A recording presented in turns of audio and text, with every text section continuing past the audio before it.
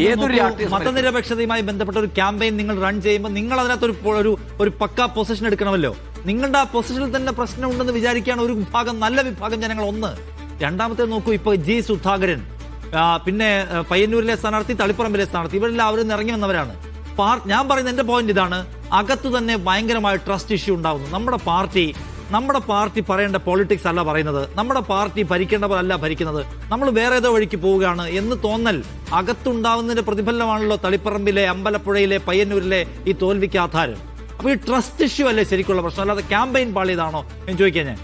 അല്ല, ഒരു രാഷ്ട്രീയ പാർട്ടിയെ സംബന്ധിച്ചിടത്തോളം അതെന്താണ്, ആ സമൂഹത്തെ നിർണ്ണയിക്കുന്ന വ്യത്യസ്ത വിഭാഗങ്ങളുടെയും വ്യത്യസ്ത വർഗങ്ങളുടെയും ഒക്കെ താല്പര്യങ്ങളുമായി ബന്ധപ്പെട്ട ഒരാശയത്തെയാണ് നമ്മുടെ രാഷ്ട്രീയം എന്ന് പറയുന്നത്.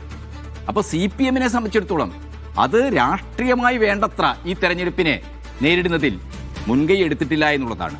ഇപ്പോൾ പാർട്ടിക്കകത്തു നിന്ന് തന്നെയുള്ള ഒരു വിഭാഗം പാർട്ടിയെ തെറ്റുന്നു, പെട്ടെന്ന് അവരെ ഓടിച്ചെന്ന് UDF-ന്റെ സ്ഥാനാർത്ഥിയാവുന്നു. ഇങ്ങനെയൊക്കെയുള്ള നിരവധി വിഷയങ്ങളുണ്ട്. അതിന്റെ മെറിറ്റിലേക്ക് ഞാൻ ഈ ചർച്ചയിൽ പോകുന്നില്ല.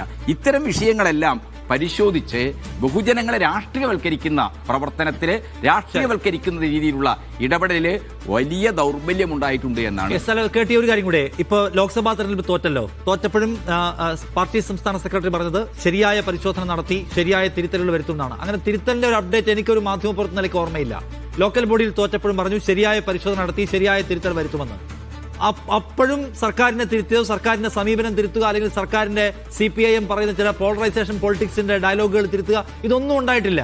അപ്പൊ ഈ 2 തവണയും തിരുത്തുമെന്ന് പറയുന്നതല്ലാതെ വളരെ വിസിബിൾ ആയിട്ടുള്ള ഒരു ചേഞ്ച് നിങ്ങൾ എപ്പോഴെങ്കിലും എടുക്കുന്നതായിട്ട് തോന്നിയിട്ടേ ഇല്ല. അതിനൊരു ആവർത്തനം പോലെ വീണ്ടും പറയാണ്. KT താങ്കളും പറയുന്നു, സംസ്ഥാന സെക്രട്ടറിയും പറയുന്നു ഞങ്ങൾ തിരുത്തുമെന്ന്. സത്യത്തിൽ നിങ്ങൾക്ക് തിരുത്തേണ്ട പോയിന്റ് എന്താണ്? എവിടെയാണ് നമ്മൾ ഒരു ശരിയായ ചേഞ്ച് എടുക്കേണ്ടതെന്ന് പിടികിട്ടുന്നില്ല, പൾസ് മനസ്സിലാവുന്നില്ല എന്നുള്ള ഇഷ്യൂ ഉണ്ടോ? അതോ പിണറായി വിജയന്റെ ഒരു പവറിനോട് തൽക്കാലം പാർട്ടിക്ക് ഒരു തിരുത്തൽ ഫോഴ്സായി നിൽക്കാൻ കഴിയാത്തതിന്റെ പരിമിതിയാണോ നിങ്ങളിപ്പോൾ പേ ചെയ്യുന്നത്? അല്ല, ലോക്സഭാ തെരഞ്ഞെടുപ്പിലെ വോട്ടിംഗ് പാറ്റേൺ, ലോക്സഭാ തെരഞ്ഞെടുപ്പിൽ BJPക്ക് ബദലായിട്ട് കോൺഗ്രസിന്റെ നേതൃത്വത്തിൽ ഒരു ഗവൺമെന്റ് വരണമെന്ന കേരളത്തിലെ മതനിരപേക്ഷ സമൂഹത്തിന്റെയും ന്യൂനപക്ഷങ്ങളുടെയൊക്കെ വലിയ അഭിലാഷം, അതൊക്കെ ചേർന്നുകൊണ്ടാണ് ഇടതുപക്ഷത്തിന് തിരിച്ചടി ഉണ്ടായിട്ടുള്ളത്. അപ്പോഴും എന്താണ്, നിഷാദിനെ പോലുള്ള വളരെ ശ്രദ്ധാപൂർവം സാമൂഹ്യ കാര്യങ്ങൾ, രാഷ്ട്രീയ നീക്കങ്ങളൊക്കെ നിരീക്ഷിക്കുന്ന ഒരാൾക്ക് പോലും CPM-ന്റെ തിരുത്തൽ നടപടികളെ സംബന്ധിച്ച് എനിക്കൊന്നും ബോധ്യപ്പെട്ടിട്ടില്ല എന്നാണല്ലോ പറയുന്നത്. അപ്പോൾ തീർച്ചയായിട്ടും അതിൽ ഞങ്ങൾക്ക് ദൗർബല്യങ്ങൾ ഉണ്ടായിട്ടുണ്ട്. വേണ്ടത്ര രീതിയിൽ ബഹുജനങ്ങൾക്കിടയിൽ പാർട്ടിയുടെ ശരിയായ കാഴ്ചപ്പാടുകൾ എത്തിക്കുന്നതിൽ ഞങ്ങൾക്ക് പരിമിതികൾ ഉണ്ടായിട്ടുണ്ട്.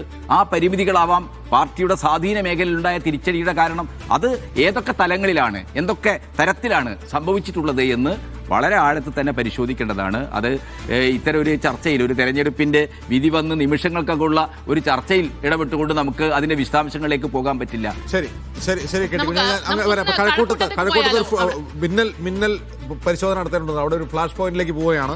കടകംപള്ളിക്ക് അവിടെ ചെറിയ ലീഡുണ്ട്. അവിടെ സേഫ് സൈൻ ആദ്യം ചെയ്തു. സേഫ്, എന്താണ് ഇപ്പോഴത്തെ അവസ്ഥ?